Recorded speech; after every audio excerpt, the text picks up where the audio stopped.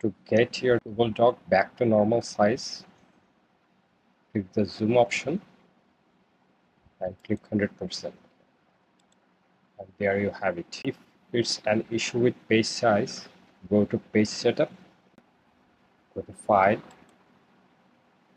and page setup, and you might have the smaller page size. So check the paper size and choose the correct one you wish to work with.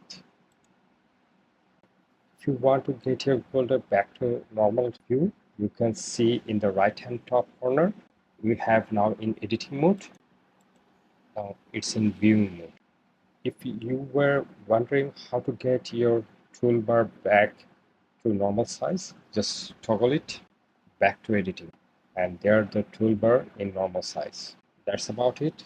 Thank you for watching. If you found this video helpful, please consider to subscribe our channel. See you in the next video. Thank you.